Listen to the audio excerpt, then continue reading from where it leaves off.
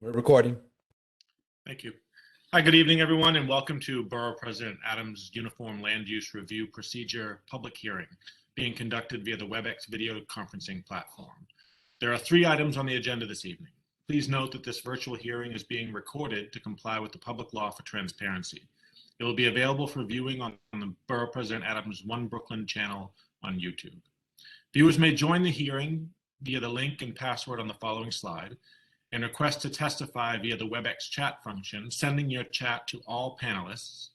Viewers may also submit comments to askeric@brooklynbp.nyc.gov for Borough President Adams' consideration. Please call the first item and let's begin.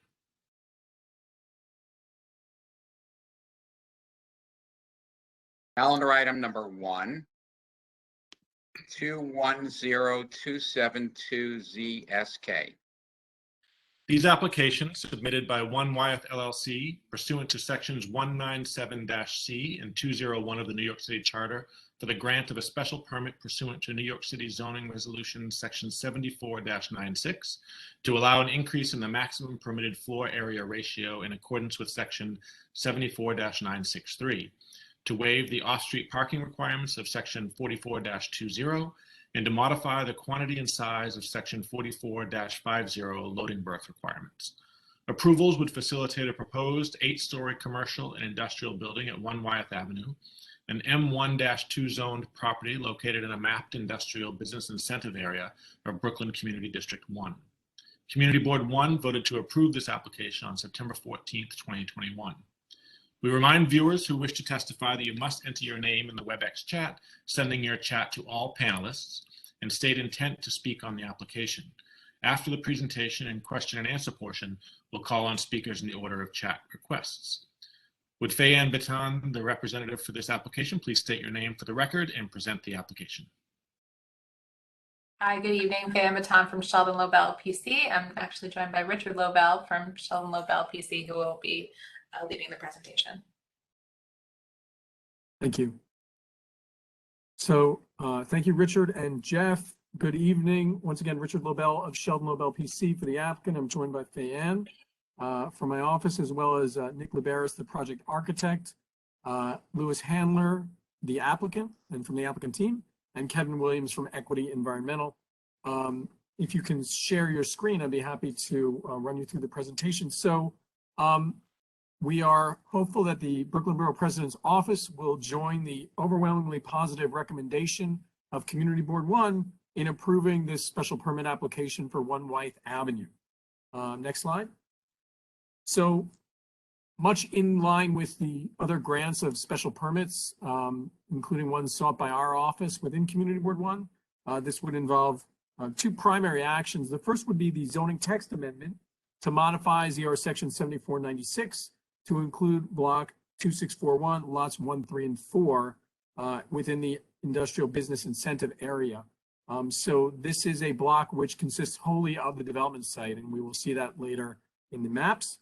And secondly, associated zoning special permit actions to increase the maximum floor area permitted for light industrial and commercial, permit an adjustment in underlying height and setback regulations, and modify accessory off-street parking and loading berth requirements. Next slide.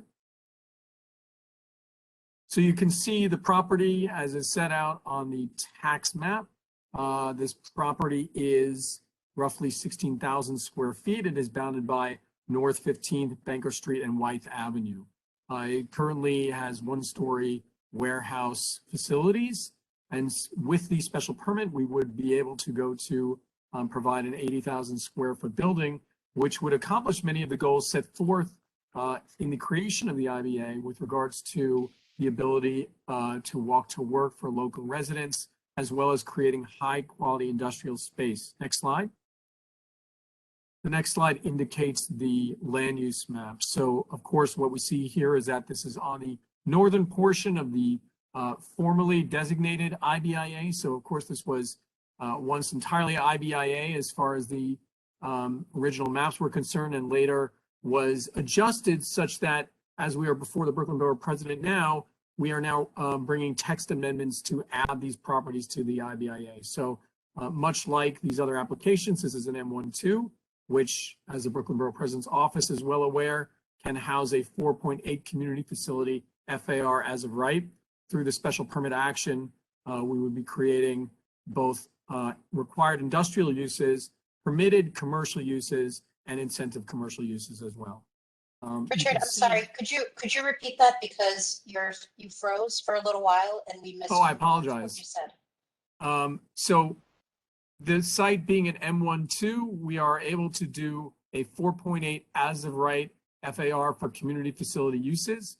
With the special permit, as has been done before, we would be providing a 0.8 FAR for required industrial uses, as well as 2 FAR for permitted commercial uses and 2 FAR for incentive uses.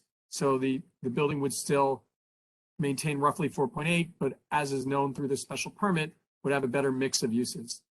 Ina, are you able to hear me now? Okay, great. Next slide. So if you can page through the next 2 pages, these are pictures of the site. You can see, as we've discussed, this is a 1-story, manufacturing warehouse type of property. I think in the next slide after this, you can see some taller buildings, particularly the William Vale Hotel, appears in the background of the slides on top of the map. So the proposal here to populate this property with an 80,000 square foot building would be well within the height that is pursuant to other buildings in the district, and which you can see contextually in the surrounding area. At 8 stories, it would be within the height as previously been attained by other special permit projects. Next slide. So the next slide demonstrates the actual amendments to the industrial business incentive area. Oh, that's another page of pictures. Next slide. There we go. So you can see here, of course, that on the top of the map, you see the small triangular block, which constitutes the 3 tax lots where the site is located. And this would be in addition to the IBIA. I would take you through the next 2 slides. The first slide after this, next slide, is a rendering of the property. This is the design of this building is one which we discussed with the community board. Archimera was instrumental in, and has been instrumental in, bringing many innovative designs to buildings in the area. So I think this is a particularly impressive design. And importantly, as will be discussed, the 0.8 FAR, or roughly 13,000 square feet for industrial uses will be on the ground floor. Next slide. Here's the breakdown of the square footages. And providing the 13,457 square feet on the ground floor is something which is not common in these applications. So while the special permit requires the provision of high quality industrial space, this project is innovative in allowing for that to be on the ground floor and welcoming in viewers, residents, visitors from the surrounding area to actually look in on this industrial space. In fact, this was so compelling, this condition, that Evergreen submitted a letter in support of this application to the community board, which was, we feel, part and parcel of the community board's decision to overwhelmingly approve this. Again, going through some of the basic zoning calculations, this would be a 110-foot tall, 8-story building with 1 loading berth. As is the case with prior applications, a parking waiver is sought. Here we would have no parking spaces. Again, this was all presented to CB1. With that, I would go to the next page, which is a discussion of the zoning calculations, and I would defer the conversation to Nick and to Jeremy to discuss the building design and program.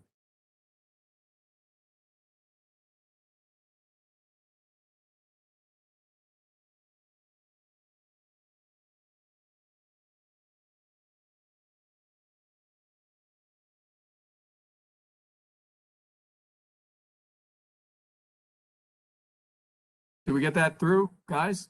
Nick, you're on mute. Nick, Oh, you're mute. thank There you.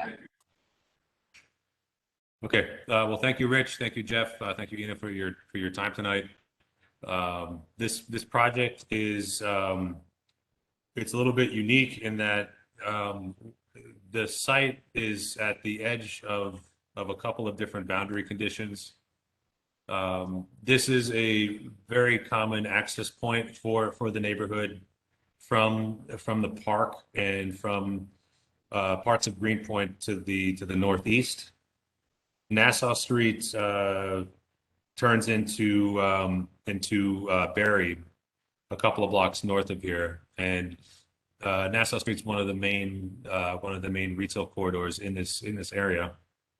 And there's a few blocks of school and of park that kind of separate us from that retail corridor. But the way that this property is situated vis-a-vis the future Bushwick Inlet Park, it sets up a condition where when you're coming from the east, that this will be a gateway type of landmark. It's going to be like a very a very significant feature as you enter into the neighborhood, and it kind of frames this approach into this. And the neighborhood recognizes that, to that end, some of the recommendations that they made involved turning this area into a pedestrian thoroughfare, doing a lot to plant both on the street and at the edge of the property. And if we could advance to the next slide, if there's a site plan in the next slide, that'd be great. Great. Okay. So you can see here that we have Banker to the north. The other boundary condition here is that Banker is typically considered the demarcating boundary between North Williamsburg and Greenpoint proper. So the stuff to the north is all typically industrial for a couple of blocks, very small scale, and it's the type of program that was sought to be curated and to be continued with this special permit. So this was a big part of the reason that we thought to put this down to the first floor. It was something which was backed up, thank God, by the owner's pro forma. So now hopefully this is going to become reality rather soon.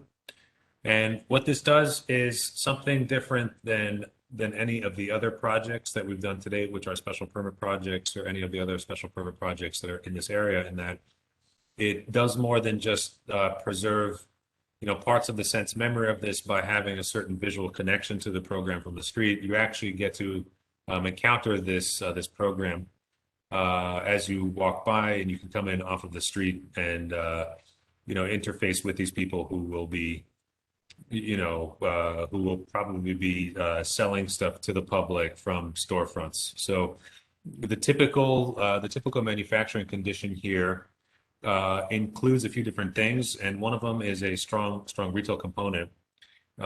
So we think that this is going to be a very very honest and authentic way to continue this character in this part of the neighborhood, which otherwise would be lost, to some of their highest and best use. So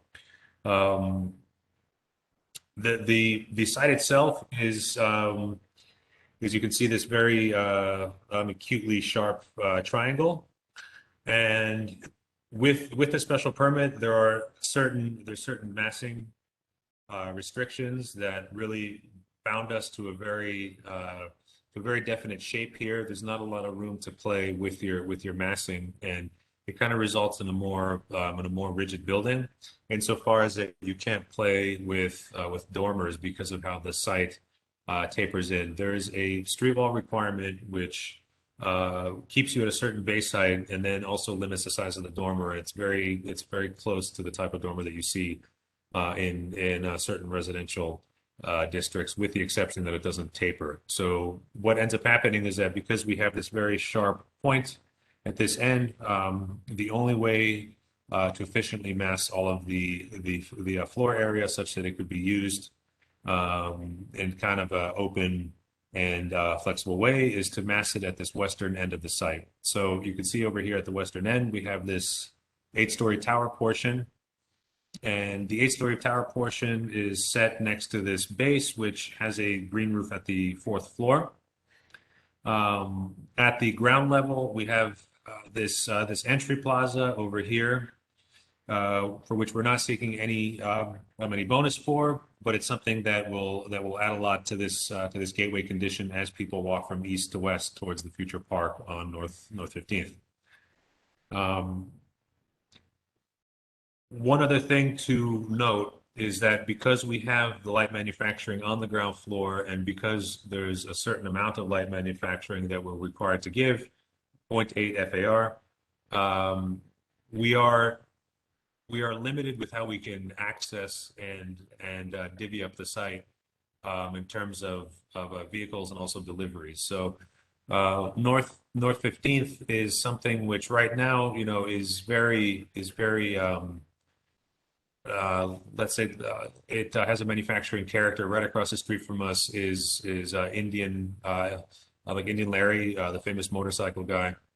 And his shop is over there doing stuff like customizing motorcycles. But in the future, it's in this special permit area, and it's probably going to be something similar in scale and in massing to this building.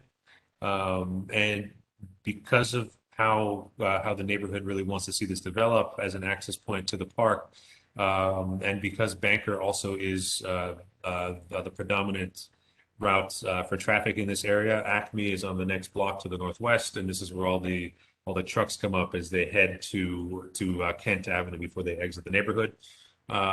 This is where we decided to put the loading berth. Now, between the loading berth, the entry to the office, and all of the office core, we end up with a condition. Can you advance to the next slide, please? We end up with a condition where to max out the required FAR for the light manufacturing use, we have to take up all of this space, and we're left with no way which we could enter with a car elevator, with a car ramp. So part of what we're asking for with this application is to waive the parking entirely per ZR 7696. So you could see here also that even if we did have a ramp, and we tried every single configuration, there's really no good way to have the ramp enter in, or to have the car elevator bisect the space without really ruining all of this nice open space for the light manufacturing on this ground floor. In this area, we're at about 12 NAVD, which is the design flood elevation for the area. So we're largely out of the floodplain on the east side of the site. The site slopes down about a foot to the west. The western part of this ground floor is at the same elevation as the east. So that's to say that it steps out of the floodplain. So that's how we deal with flood mitigation on the ground floor, slightly raised up. And you can see on the west side of the site, we've incorporated ramps in certain set entrance points at the southwest corner, at the northwest corner, and then on the north side on Banker. So this is set up right now to maintain flexibility should multiple tenants come in. Could you please advance to the next slide? So this is the cellar. The cellar right now is being contemplated as something which could be flexibly used for either commercial or light manufacturing use. You have the building core situated right there in the center. You see, and we show a corridor right now, which also implies multiple users, but that's also something that could possibly not be there in the future should there be a single user. Next slide, please. We have the building base. You can see that it's taking up much of the site at the same footprint as underneath.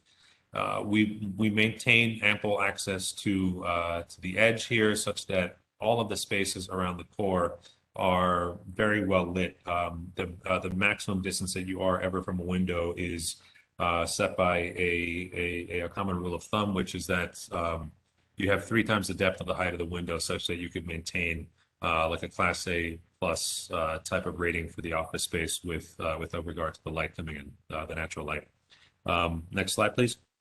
So this is the setback floor. At this floor, we'll have an outdoor terrace, which is contemplated as being amenity for the office space. With people coming back from COVID, we've seen this with a few different office projects that we're doing, where the outdoor space is a huge sell for the future tenant. And we see it with we haven't really completed an office building in the past two years. It's been very tough to get financing for them, but now they're coming back. And the buildings that we have completed are all mixed-use residential, and there's a very significant outdoor space offering always now. This is something which is a very essential part of being competitive in this market over here. So hence the outdoor space. One of the things that the outdoor space does, because we're always trying to minimize the detention tanks, the building code for the past 6 or 7 years at this point asks you to detain water such that you can retard the flow of rainwater going back to the combined sewer. And it just takes up a lot of space in the cellar. So what we're always trying to do is to do as much roof detention as we can. So this is going to be a green roof, which is going to be planted or otherwise set up in a way to retard the flow of this water, so that we can shrink that tank and gain some more space in the cellar. Next slide, please. So these are the typical office floor plans. Again, this corridor is shown right now, and it's implying many different tenants, but it's something that, should there be a single tenant, it'll free up some more usable office space. The thought is that this is going to be catering to many of the boutique office users in the area. Office rents right now in this area are kind of artificially high because there's not a lot of supply. And there's a certain building in this area which went in thinking that was the normal price, and that building has had a hard time filling up. And every building since has looked at that building and kind of recalibrated the expectation for the rents. And when you're looking in this area, there's so many artisans, there's so many smaller offices like ourselves, that are here. They seek office space that are paying, between 40 and 50 bucks a square foot. This is who this is catered to, and there's an overwhelming demand right now for such office space. And there has been, this is anecdotal. We moved out of our own office space during the summer of 2020. We started to look again in the spring of 2021 to come back into the area, and the place that we had left was already filled back up. So we had to move across the street, but there's a huge demand over here. So next slide, please.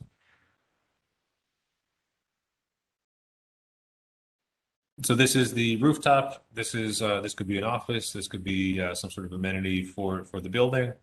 The way the cores are set up, it's really not set up to be an independent use. We only have a couple of elevators, so this is something that we think is probably going to be a very attractive office for a single tenant with a big outdoor space.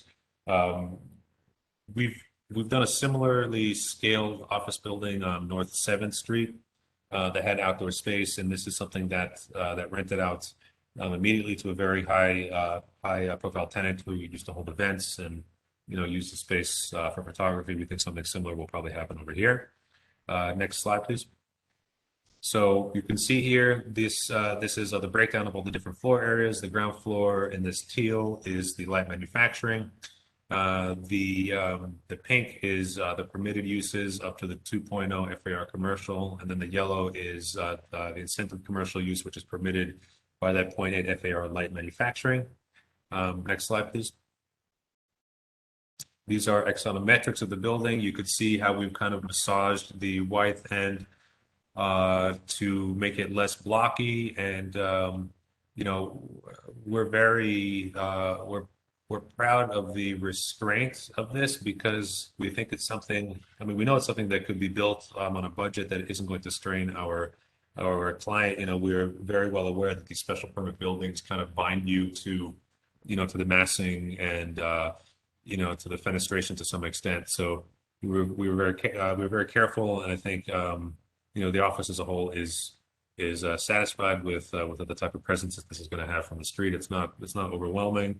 It's not slavishly contextual, but it does fit in, and there's a lot of nice fenestration at the ground floor, which is going to permit a nice experience of this ground floor light manufacturing. You could see that we have this office entry, which is on Banker, but actually it kind of addresses Wythe, because we'd like to have that one Wythe address for the office. So that's that little plaza at massing diagram number 4 that's at that ground floor. Next slide, please. So this is the view looking down, from that pointy apex. We think that this is something that is going to, bring a lot to the neighborhood without taking anything off of the table. The community board agreed with this, and they were very, very supportive of it. We've gotten a lot of support from Evergreen, and we're hopeful that it's something that the Borough President's office can also get behind. And that concludes my presentation. And with that, the applicant team is available to answer questions. Thank you. Thank you so much. I do have a few questions. I think you have addressed some of them, at least in part, but let me read them into the record anyway and get further response.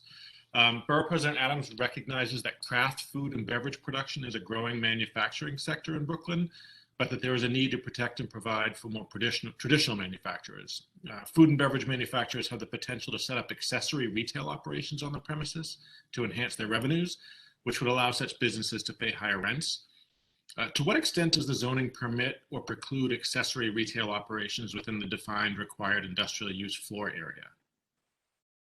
All right, so I think, this is along the lines of some of our discussions around the special permit before, which is that, on a general level, I particularly defer to Nick in this regard, being extremely familiar with the area as well as with local businesses. We don't really have anything in mind as far as who's going to occupy the ground floor space, other than to say that, we're really excited about the opportunity to give this high quality space to a tenant who can really kind of bring in the interest of the surrounding area. Having said that, with regards to allowing for accessory retail use in the required industrial space, I think we would just defer to Department of Buildings review to the extent that even became an issue with regards to sales area and what's permitted. I know that in previous cases we've had primary use group 16 uses where there's been, some percentage devoted to retail space, but in all honesty, those applications that we've made as of right to Department of Buildings have never gone to the threshold of where there's even a question if 51% is being used by the primary use. So in essence, I would say that just from a legal zoning standpoint, it would be in accordance, whatever we do would be, of course, in accordance with DOB guidelines, but I assume that it would be some calculation of lot area, floor area devoted to the use, as well as a general discussion of just the nature of the business and how much of the actual business at the site is generated by the accessory use.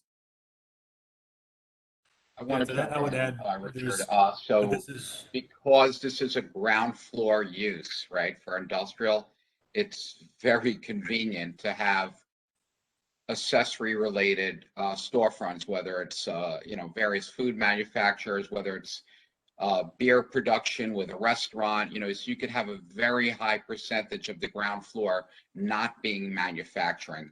And Richard, since you've done these special permits, you've seen the Borough President's recommendations seeking to strongly limit the amount of accessory retail that you could have. So I suspect, based on past practice, we'd be looking for an agreement to really go above and beyond what might be the interpretation of the Department of Buildings to have a very, very modest, a room basically for retail sales, not something that even approaches 30, 40, almost 50%.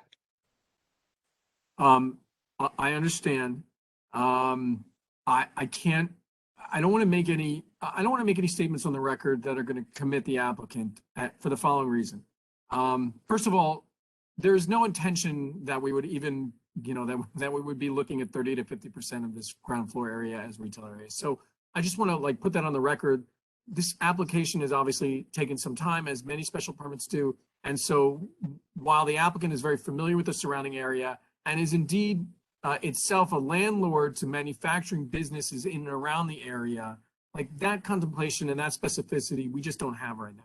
Having said that, I think one of the great things, Richard, about the application to date would be that the community board was very excited about this application again, evidenced by their 32-0 vote, as well as Evergreen, whom we've had multiple conversations with about this and took the step of issuing a letter.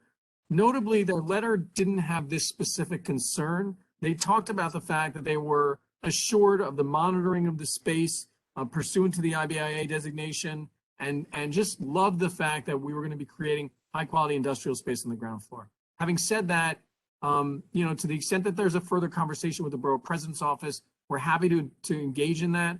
I'd rather not like put my applicant into a position where, particularly given what is a very challenging economic environment, I make any representations as far as what they wouldn't do. We're happy to hear the Borough President's recommendations and to honestly just further those conversations. So again, the Borough President's been very consistent on every one of these actions. And I would suspect that would be the case on this action. And even though the community board may not have thought of the possibility of accessory retail, or Evergreen maybe not thought of the issue of accessory retail overwhelming the possibility of real maker space, that's been a concern. I suspect that will probably be what's put in the record. And obviously it will be up to the council member at the time to decide if that's going to be an issue. And I think you have to start giving consideration, because if the council member is convinced that that's important, might need to have a more concrete solution to this. Understood. We appreciate the comment. And just to reiterate one thing about the community board conversation around this, there actually were some conversations about opportunities to have local makers occupy the space and allow for that, you know, for sales area there to allow them to sell their goods. So again, like, everything's been positive to date. We appreciate the comment. We understand that this is something that is a concern, and we're happy to engage in this further discussion as we move forward in ULURP. But thank you, and we're aware. Right. So the key for us is not to water down the industrial incentive, right? Understood. Okay. Understood. Great, thank you. Second question is Borough President Adams' policy to promote the use of renewable energy resources focused on advancing sustainable future in Brooklyn. It's also his policy to promote practices to retain stormwater runoff. What consideration has been given, possibly in cooperation with the DEP, Mayor's Office of Sustainability, NYSERDA, or NYPA, to the incorporation of passive house design, blue, green, or white roof, which I think you mentioned, a green roof, solar roof and or facade panels, DEP curbside rain gardens and or wind turbines. Nick, can you address this? Sure.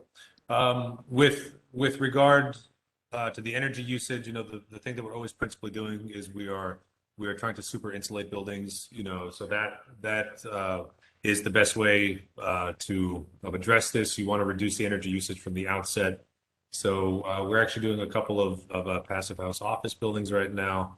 And part of what also makes this much more tractable these days is that CPACE is now almost live for new buildings. So we've gotten term sheets for a couple of buildings, and it's really opening this up in a way that's never been possible before. So, you know, CPACE would be covering all of the fenestration, all of the all of the facade, you know, anything which is a higher efficiency type of like building element. Further, there's another program through Con Ed, which is called the Clean Heat Program. And this is something that we're making applications to for every single building. And what we've seen is that to get us to the threshold that we need, the best thing to do is often to use geothermal. So we started to use geothermal on, at least we've been proposing it on every single project. It hasn't really taken hold yet.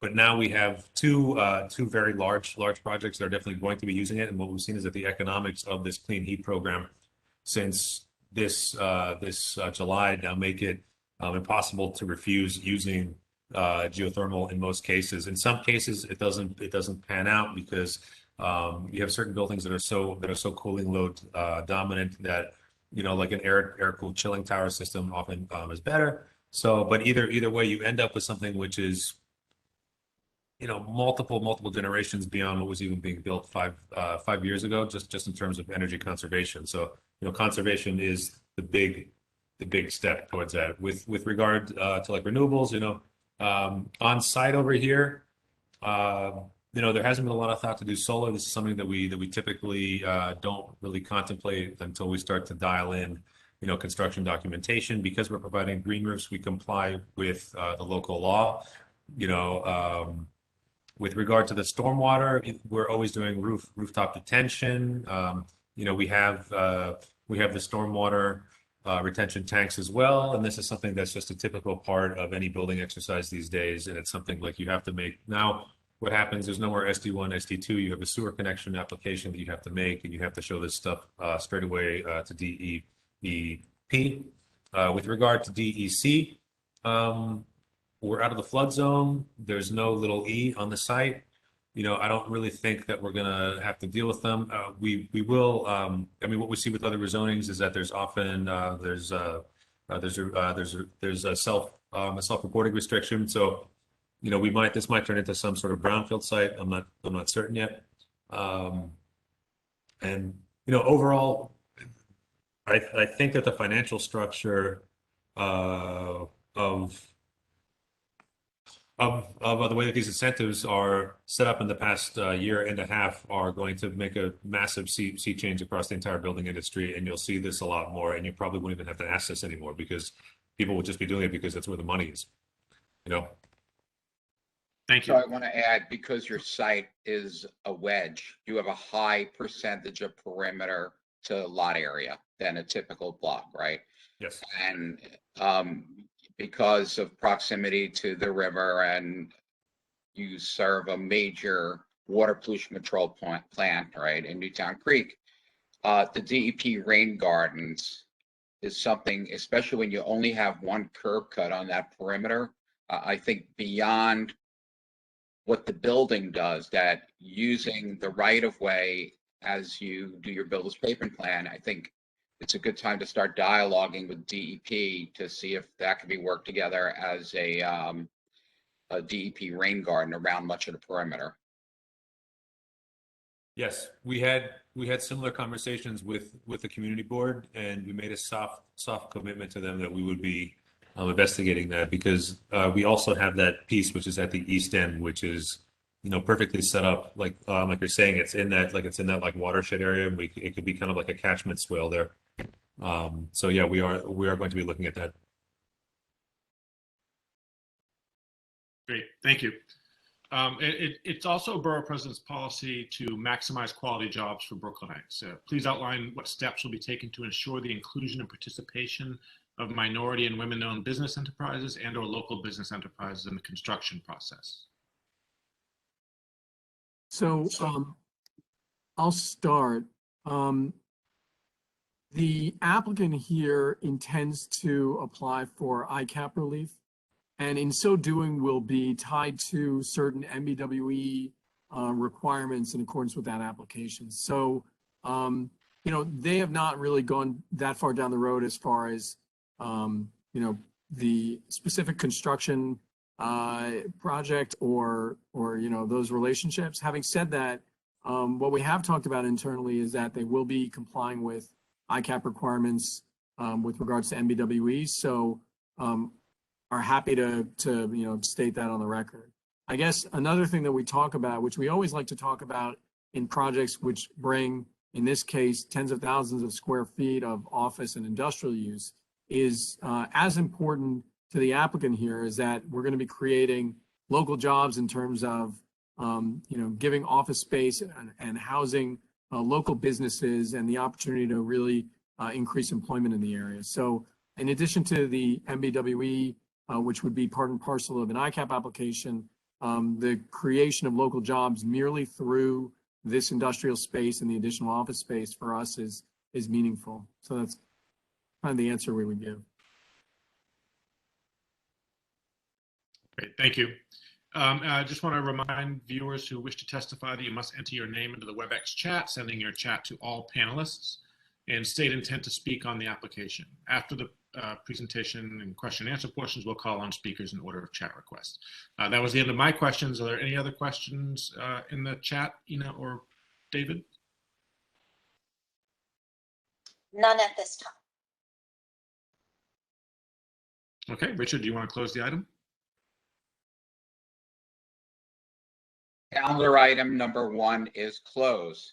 Calendar item number 2, 210166ZMK, 210167ZRK. These applications submitted by Quay Plaza LLC pursuant to sections 197-C and 201 of the New York City Charter for a zoning map amendment to change a property on the north side of Quay Street and the east side of West Street within 100 feet of Franklin Street from M1-2/R6A to M1-4/R7D, and a zoning text amendment to designate a mandatory inclusionary housing area coterminous with the project area. Such actions would facilitate a 9-story building with approximately 83 dwelling units and 10,585 square feet of ground floor retail in Brooklyn Community District 1. Pursuant to MIH Option 1, approximately 22 of the units would be affordable to households earning an average 60% of area median income. Under MIH Option 2, 26 units would be affordable to households earning an average of 80% AMI. Community Board 1 voted to approve this application on September 14th, 2021. Again, want to remind viewers who wish to testify that you must enter your name in the WebEx chat, sending your chat to all panelists, and state intent to speak on the application. After the presentation and question and answer portions, we will call speakers in order of chat requests. I believe it's you again, Richard Lobel, the representative for this applicant. Please state your name for the record and present the application. Thank you, Jeff. Richard Lobel of Sheldon Lobel PC for the applicant.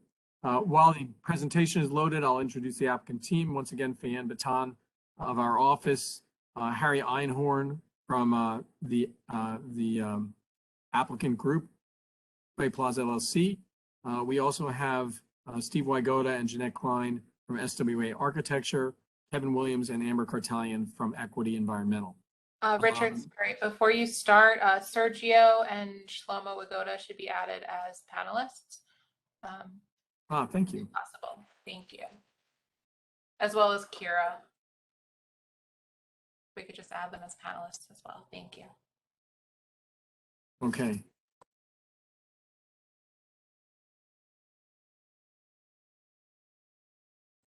I'm sorry, could you give me those names again? Shlomo Wygoda, that's the architect, and Kira Jang. Perfect. Thank you so much. Okay, Richard, you should be able to proceed. Thank you. I'm just waiting for the presentation to load. Thank you. So first want to officially thank Jeff for calling this 79 Quay. There was an ongoing discussion in the applicant team as far as whether or not this is 79 Quay or 79 Key, which is one of the pronunciations which has been offered. So I'm going to let Jeff's pronunciation ride on this. So good evening. Once again, Richard Lobel, Sheldon Lobel PC. We're here for the 79 Quay Street rezoning. Next slide. So you can see from the very tiny printing on the zoning map, which will come up, that this is a rezoning from an existing M12 R6A MX8 zoning district to an M14 R7D MX8 zoning district. Also, as with other rezoning applications, this will be accompanied by a text amendment application to map the area as a mandatory inclusionary housing area. Next slide. You can see both sides of the block from this portion. And if the next slide can be put up, that is a copy of the tax map. So you can see from the tax map, the situation of the site on the corner of Quay and West Streets. This is a 16,500 square foot parcel, which has frontage leading to the Brooklyn waterfront immediately to the west. One can also see that as far as the zoning district boundary, this is an M14 R7D, which would be drawn up and through the boundary, up to the boundary of the existing M12 R6B. Next slide. So what we can see from a greater land use map really is what we think provides a nice rationale for the rezoning, which is that you've got non-contextual R6 and R8 districts to the west, and you've got more modest R6B districts to the east. So much of this area was rezoned in the 2006 Greenpoint Williamsburg rezoning. 2005, 2006. So the non-contextual districts to the west largely resulted in taller building types. Currently, there's 14 to 33 story buildings either in design or in process to the west of this site along that block. So the M14R7D here, which as contemplated would result in a 9-story mixed-use building, really provides a nice transition between the non-contextual districts to the west and the lower districts to the east. In addition, Quay Street is a feeder street to the Brooklyn waterfront here, and city planning found it persuasive in our discussions with them that this would create kind of a nice ground floor presence, which would lead to the waterfront area. Very Richard, I just want to quickly note that the R6 district, because it's part of the Greenpoint Williamsburg waterfront regs, there's actually a level of contextual nature to the zoning. So there is height, sure, no doubt about that. But the edging in the R6 actually gives some context requirement on the streets. Thank you for that. I appreciate that. So again, we have a kind of a commercial presence here, and it provides a nice transition district, resulting in what would amount to be the creation of, as was stated, I think 83 units was stated. It's actually, I think, closer to 86 units. Next slide. So this is a copy of the zoning change map. As you can see from the right slide, the M14R7D would be kind of serve as a transition to the M12 R6B to the east. Of course, the M14 would carry with it the opportunity for the same 2 commercial FAR, but with no parking requirement, so as to encourage commercial development with no parking. Next slide. Right, so you can see both pictures of the existing site as well as the surrounding area. The existing site maintains 1 to 3 story buildings with residential designation for the 3-story building, as well as commercial designation and industrial activity in the 1-story building. I believe at some point it was a furniture maker. There was a decorating studio, typical commercial uses for the area. With that, if we could forward through to the 79 Quay Street rendering, I would defer to Sergio and Steve from SWA Architecture, who can briefly touch on the design of the building, and then would return to me for summarizing the application and again, answering any questions posed by the office. Steve, Sergio? Hi, it's Steve Wygoda. Hi. So we maintain the ground floor. It's above 12 feet for the water table, and we have commercial spaces along the street line. We've maintained some seating along the street so that as you pass through to the waterfront, you would have that kind of comfortable pedestrian walk. Above that are all the apartments, residential. This is our first go at what we would design. Sorry. And we also have parking on the entrance on the side street. And so really we haven't maximized the zoning envelope. We're trying to provide some balconies and rooftops. There is a beautiful view as you look to the west, and we basically cover the entire lot and provide as the affordable housing percentages, so that would be a part of this. And we are looking into sustainable features, roof retention systems, and potentially solar energy, and any other skin of the building for maintaining some of the energy consumption. So it's fairly simple and straightforward from that perspective. So the remainder of the presentation is layouts and such. Obviously, the design of the building is, as Steve said, with respectful setbacks to allow for more penetration of light and such. I think that what we'd prefer to do at this point would be to open the conversation up to the Borough President's office to answer any questions. We would, of course, on the record, note that the community board was in favor of this application by a vote of 29-0. So we were very happy to receive that overwhelming recommendation from Community Board 1. We really feel that, particularly in light of the Greenpoint Williamsburg rezoning and the goals of that rezoning in creating walk-to-work opportunities, as well as the creation of housing opportunities, that this application really provides a nice lift for the area, both in terms of the total overall units of 86, as well as the projected affordable units between 22 and 26 units. So we've had a really wonderful, engaged process so far, and we'd be happy with that to answer any questions posed by the office. Jeff, let me just jump in with one first, Sure. okay?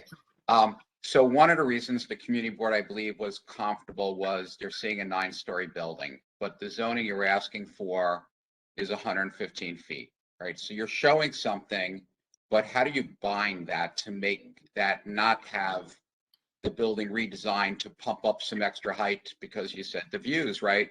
Why not have another 2 floors pushed towards the west side of the street on West Street? I mean, on Franklin. Actually, yeah, it's west. And therefore, you're marketing the view. So what guarantees that the height that the community board wanted becomes the height that gets built? Sure. Thank you for the question, Richard. So, this is somewhat of a unique application in my experience, because the applicant here, and Harry's on the phone with us, engaged in an extremely thorough iterative process prior to even bringing this application. So when we originally approached Councilmember Steve Levin, as this is currently within his district, the discussion was about the appropriateness of allowing for an R7D zoning district for an R7A versus an R7A zoning district. And the challenges around that conversation, of course, were that the existing R6A would produce a certain number of as of right units with no benefit of affordability. But the R7D would produce, as you've mentioned, up to a total of 11 stories, 115 feet in height. So there were extensive conversations with this and around this with the council member, who in turn also engaged the land use officials at Community Board 1. And the building that you see in front of you was the result of that, which is basically that the specific iteration of this building at 9 stories allows the applicant here to not only come in with the proposed bulk at less than the maximum height, but also to do so in a way that allowed for more generous unit sizes, which is something that would be appreciated in the surrounding area. So the quick answer is that there's been a lot of work to produce the building that you see in front of you, and that from a process standpoint, the applicant has put a lot of work with the community and with the council member into producing this building. I don't know what form it will take with regards to the requirements to adhere to this building. I know that this building will be built, and I know that the applicant has represented that this is the building that will be built. I understand, Richard, your point with it, which is the point with every rezoning, which is, well, how do you bind the applicant to that? And absent a binding agreement in the form of a restricted declaration, I know that that's hard to do. So all I can tell you at this point is it's an ongoing conversation which was with Steve, and which will now be with the incoming council member. And we understand that oftentimes it will go to whether or not there's an agreement. Having said that, understanding that this is an issue, we're confident that this is the building will be built, and we will be engaging the council member in those further conversations down the road. So I can't commit to what would be entered to commit to this building. I can only tell you that it's not an accident and it's something that we didn't take lightly to end up here. There were literally months and months, if not a year, of conversations that went into this height and this layout.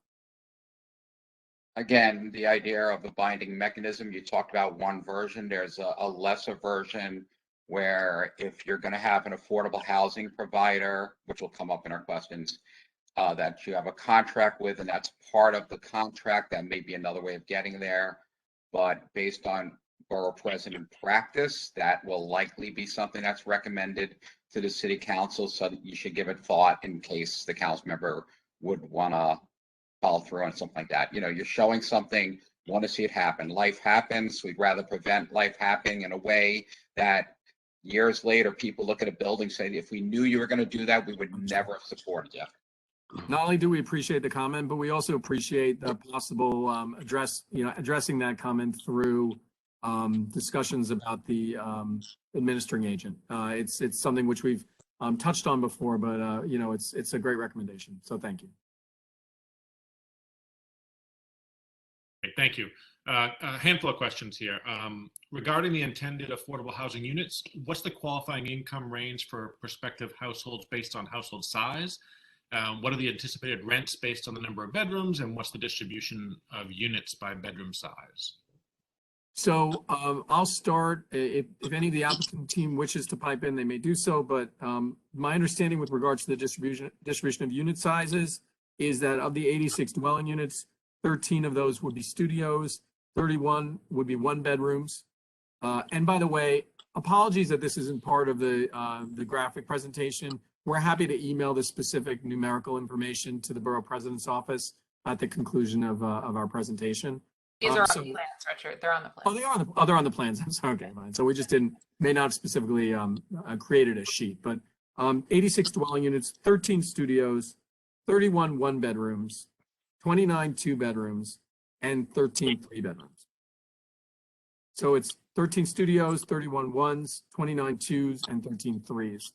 Again, with the understanding that the R7D here allowed enough additional bulk on the site and flexibility with building design that we were able to get some of those larger units.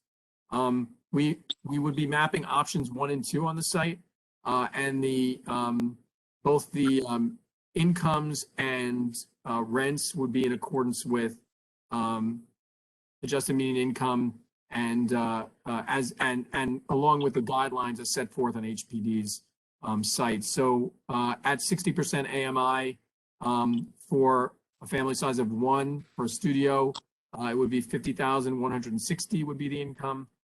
For a family size of 2, that would average 57,300, and for a family size of 3, would average 64,440, with the 80% range being 66,880 for a family size of 1.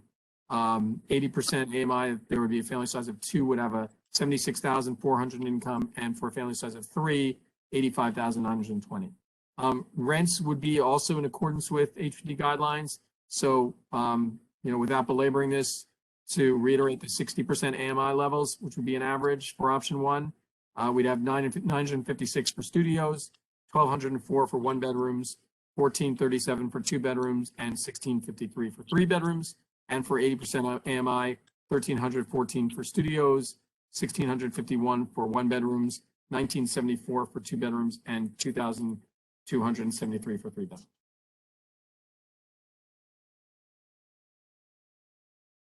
Okay, thank you. Please identify what marketing strategies, such as designating one of this community's affordable housing nonprofits as the affordable housing administering agent, would be used in the tenant selection process to ensure the highest level of participation from Community District 1, especially those that are rent burdened or at risk of displacement. And would such a marketing strategy start off with a financial literacy campaign to assist area residents in becoming lottery eligible? Right. So having brought a number of applications before the Brooklyn Borough President's office, and as well as having generally been involved in many ULURPs, the discussion here around administering agents, the applicant here has not specifically identified one that they will definitely be working with. We would, particularly in light of the incoming council member, we'd be looking to have a conversation with regards to what would be preferred in terms of a community affordable housing agent. We particularly know that the council member, the incoming council member, who obviously faces election, but to the extent that there's a presumptive council member, has been active in affordable housing issues. And so we look forward to that conversation. And as part and parcel of that, we would expect that the administrative agent, when we do our interview process and selection, would be one who would be able to handle a financial literacy campaign so as to conduct outreach and to really get the full range of incomes that would be present in these units in the building. So again, and sometimes at this point in the proceedings, we would have select an agent. Here, we have not yet done so, but look forward to doing so in consultation with the council member and in conducting the financial literacy campaign that is so important to reach all relevant income levels.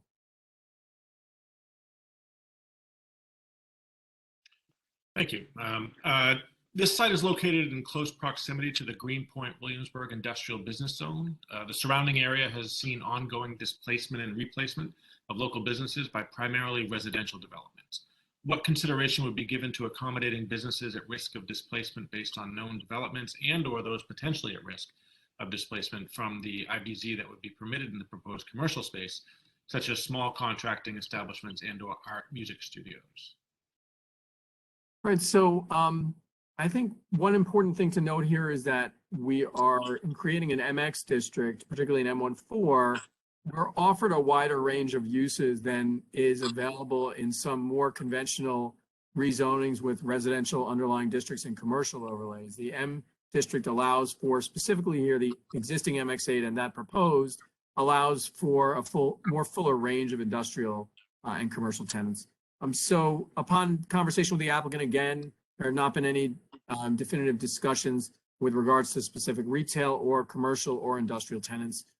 Unlike other applications, we're really still in process and this is still very open. Having said that, the applicant here is most definitely willing to entertain having small contracting establishments, music studios, any of those types of uses in the building.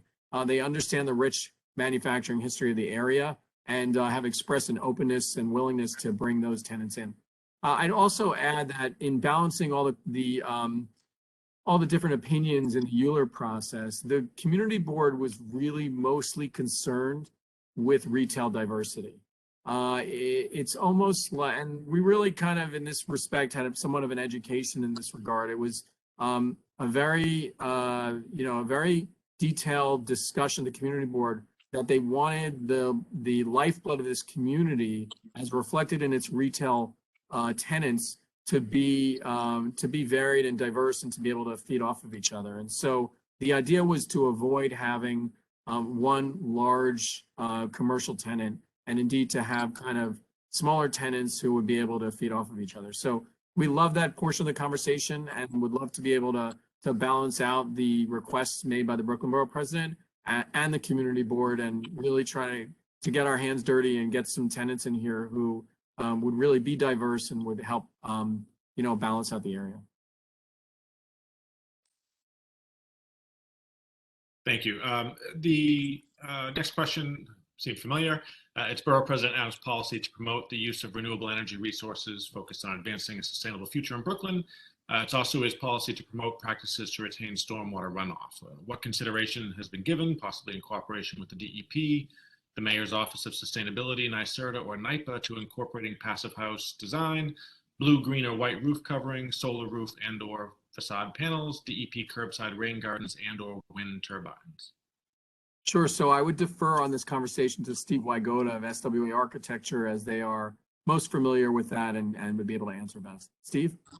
Yeah, Richie, thanks. Now we're pursuing the roof retention systems and the exterior wall systems. We haven't gone very far into it, but we commit to looking into all of those options as we proceed on the development of the design of the building and the sustainability options that are available on the market right now for design. So we just haven't delved into it, but I think ownership and myself are committed to produce all that information and provide it as we proceed. Thank you. And my final question is the Borough President's policy to maximize quality jobs for Brooklynites. Please outline what steps will be taken to ensure the inclusion and participation of minority and women-owned business enterprises and/or local business enterprises in the construction process. So thank you. So in addition to the comments I've made previously regarding the opportunity for to enliven the commercial corridor here and to allow for local users, local businesses, and local workers to be housed at the commercial at the site. The applicant here is intending as a rental building to utilize whatever 421A relief is available at the time that this building is eventually built. Of course, the 421A abatement right now is in question, but having said that, to the extent that that is something which will be offered and which many in the development community hope it will, the intention would be to, in accordance with those guidelines, provide MBWE levels at those required at the 421 with the 421 program. So the applicant is open to it. I would hope to employ MWBE organizations on a going forward basis. Again, as Steve said, this is still very much in the planning stage, but in our internal discussions, they presented a willingness to do so. I want to add my apologies for not being on video because I'm just recovering from minor surgery. So I don't think you want to look at me. Thank you, Steve. Okay. So just want to quickly remind any viewers who wish to testify that you have to enter your name into the WebEx chat, sending your chat to all panelists, and state intent to speak on the application. We'll call speakers in order of chat requests. Ina or David, any speakers signed up? None at this time. Richard, could you close the item? Calendar item number 2 is closed. Calendar item number 3, 210285 ZMK, 210286 ZRK. These applications submitted by ENY Community Residences LLC pursuant to sections 197C and 201 of the New York City Charter for a zoning map amendment to change the east side mid-block of Van Sinderen Avenue between New Lots Avenue and Linden Boulevard from M11 to C44L, and a zoning text amendment to designate an MIH area coterminous with the project area. The requested actions are intended to facilitate an approximately 103,500 square foot building or 13,000 square feet of ground floor commercial space and 119 affordable housing units in Brooklyn Community District 5. Community Board 5 has not yet voted on this application. Borough President Adams will hold off making any decisions until CB5 has had the opportunity to consider this matter again later this month. Would Joseph Gayon, the representative for this application, please state your name for the record and present the application. Thank you, Jeff. Good evening. My name is Joe Gayon. I'm an associate with Ackerman LLP. We are the land use counsel to the applicant. I'm joined tonight by Jamie Weissman, who's a representative of the applicant, John Wolfling of Datner Architects, Richard Bass from my office, and John McNally from Philip Aviv and Associates. Do you want to pull up the, there we go. Next slide, please.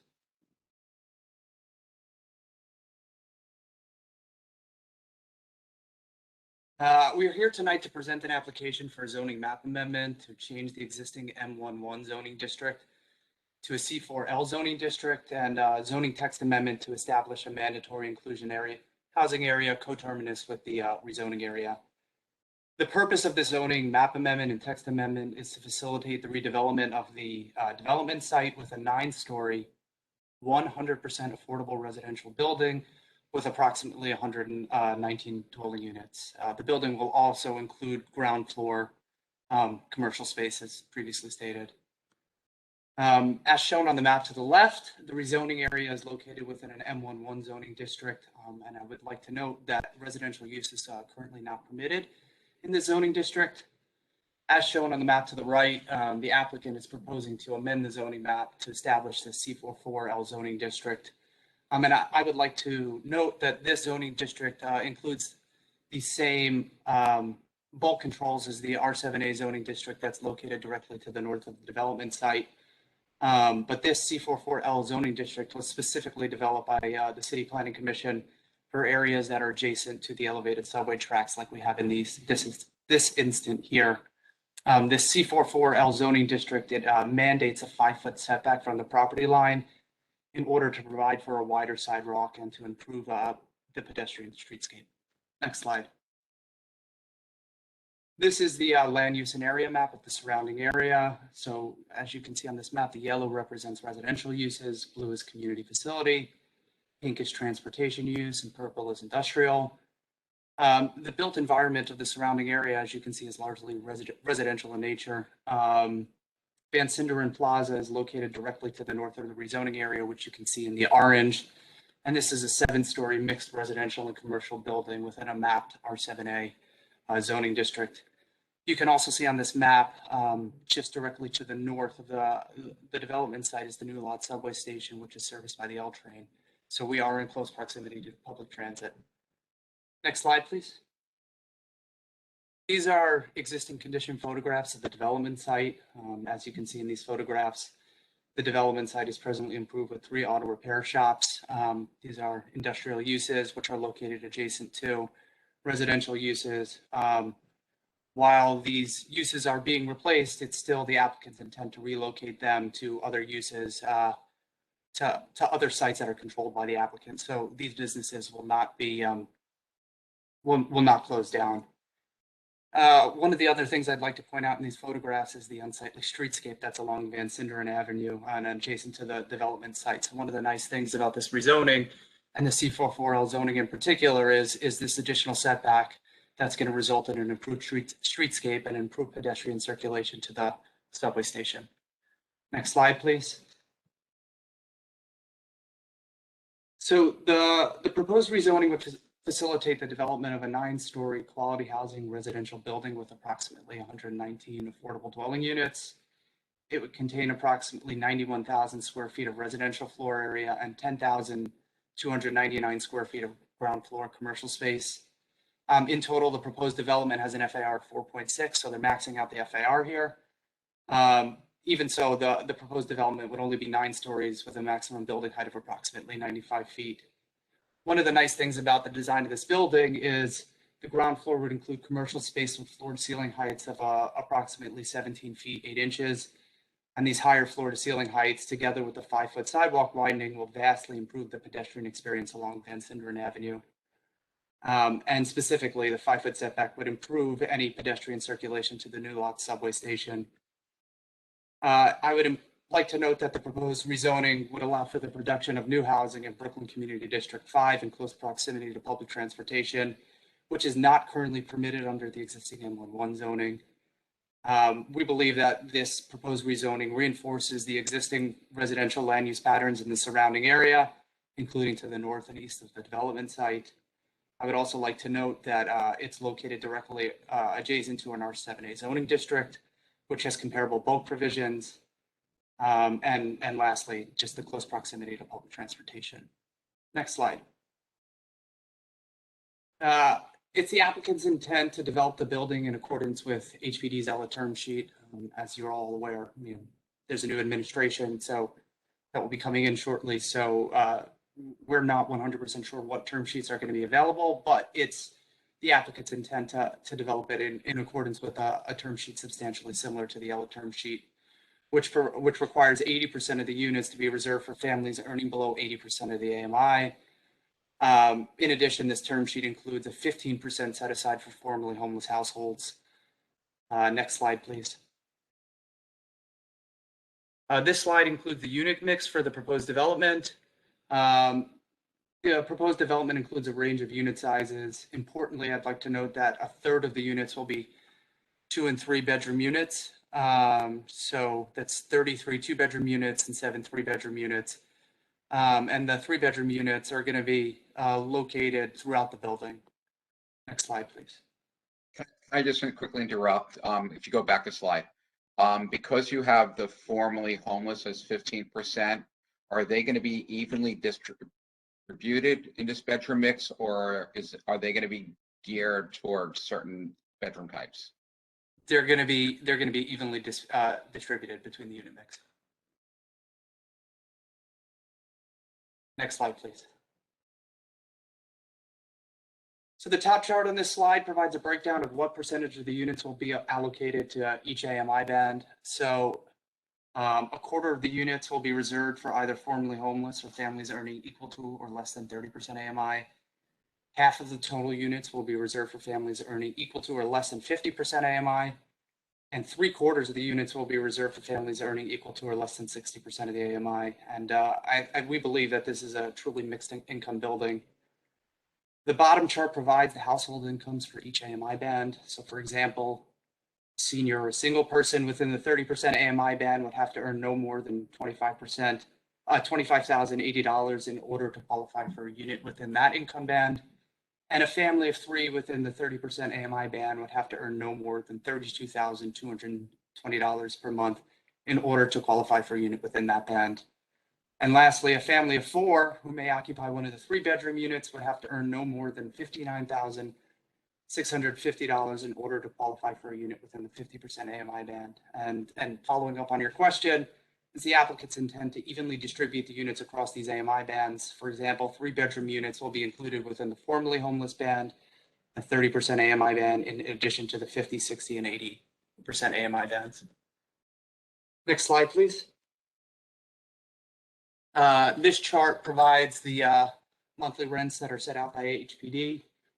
The monthly rent of a studio and a 1-bedroom within the 30% AMI band is set at $419 per month and $532 per month respectively. And the monthly rent for a 3-bedroom unit within the 50% AMI band is set at $1,343 per month. Again, these rents are set by HPD. Next slide, please. And these are the illustrative massings that we have, as you can see in this one, which really shows the improved streetscape that will result from this proposed rezoning and the mandated 5-foot setback in the C44L zoning district. And next slide, please. And this just provides the building in context, and you can see the Van Sinderen Plaza building, which is located to the north, as well as the residential development to the east, and the subway tracks are in the foreground. And with that, I would like to open it up to any questions you may have.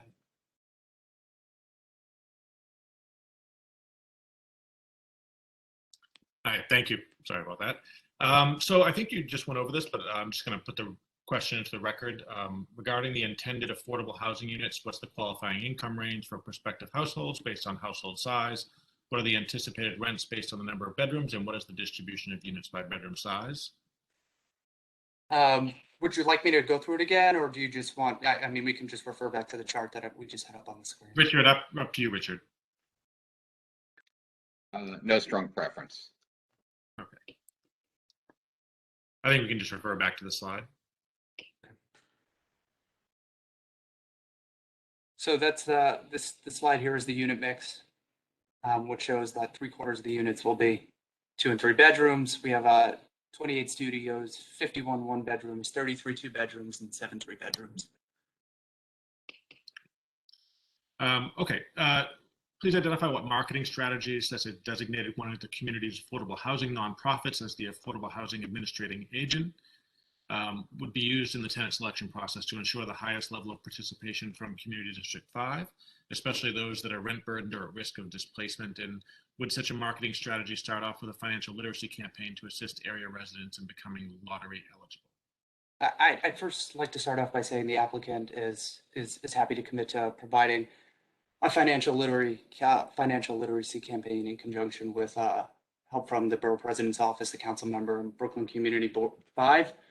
At this time, we have not chosen an administering agent, but we will seek recommendations from the Borough President's Office, the Community Board, and the council member to select a local nonprofit to serve as the administering agent for this project.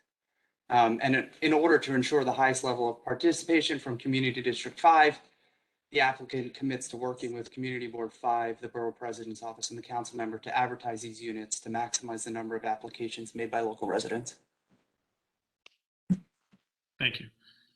Regarding the commercial floor space, given that it is a mid-block along a narrow street with little foot traffic, what types of commercial tenants are envisioned, and would consideration be given to housing locally based nonprofits and/or studio uses such as art, dance, and music? Sure. I think one of the things that I highlighted in the presentation was this C44L district actually is very beneficial to this project since it mandates the street widening. So while there is somewhat of an unsightly condition along Van Sinderen Avenue at the current time, with the increased floor to ceiling heights in any proposed development and the sidewalk widening, it's going to vastly improve the streetscape adjacent to the development site. With that being said, the applicant has been in talks with Isaiah Thomas of Community Board 5 to potentially lease some of the ground floor commercial space to an entrepreneur or a workforce development incubator. Some of the other potential tenants are an urgent care provider, local nonprofits, potentially a fresh food grocer, a fitness tenant, and we are happy to also consider any arts, dance, or music-related studios as well. Thank you. It's Borough President's policy to promote the use of renewable energy resources focused on advancing a sustainable future in Brooklyn. It's also its policy to promote practices to retain stormwater runoff. What consideration has been given, possibly in cooperation with the DEP, the Mayor's Office of Sustainability, NYSERDA, or NYPA, to incorporating passive house design, blue, green, and or white roof covering, solar roof and or facade panels, DEP curbside rain gardens, and or wind turbines? I will turn this over to John Wolfling from Data Architects to go through the green design features of the project. Thanks, Joe. So we may want to pull up the one of the renderings, but our current intent is to not only have solar panels on the roof, also to have an extensive green roof on the setback. Those will be in compliance with the current local law. We also intend to do this as a passive house building. It's one of the things that I think fits very well with a multifamily building, the density that comes from that, the density from that occupancy, and also the adjacency to the elevated train, the airborne noise that's going to be coming from that site feature means that our envelope has to be a very robust envelope. We can't have through-wall sleeves for air conditioning units. Our windows have to be high performance. Our envelope has to be high performance. So with those environmental factors that start to influence the building, it makes all the sense in the world to pursue passive house. So our current intent is to do passive house on this project. Great, thank you. And my final question, it's the Borough President's policy to maximize quality jobs for Brooklynites. Please outline what steps will be taken to ensure the inclusion and participation of minority and women-owned business enterprises and or local business enterprises in the construction process.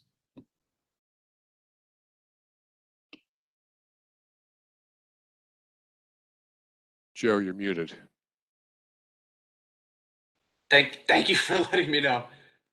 Once we finalize the design of the proposed building and identify the contractor, we commit to working with the community board, the borough president's office, and the council member to advertise locally for contracting and or supply opportunities for this project.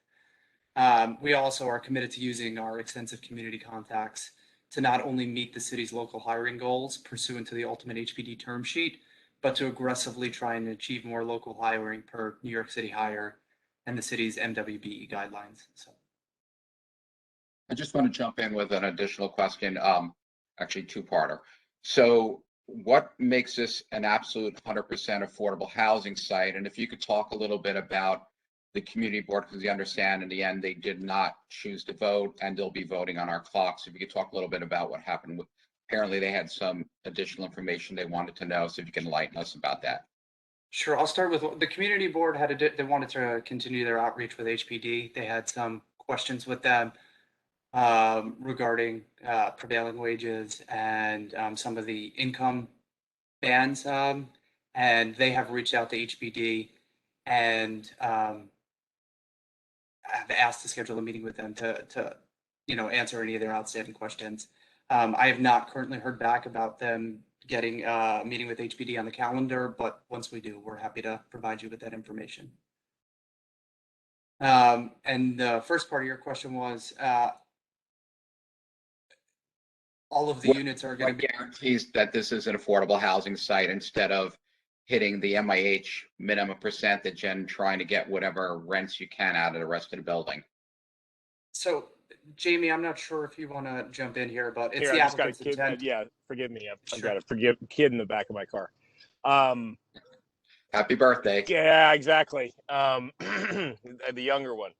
And in any event, yeah, I mean, we're open to sort of, the whole intention for the rezoning was to be under an ELA term sheet. That's how we received a letter of support from the council member Barron before. So we're happy to do whatever's necessary to sort of document that, subject to the new administration's whatever the version of ELA is, right? What we are definitely not interested in doing is trying to get the rezoning to do any sort of market rate anything.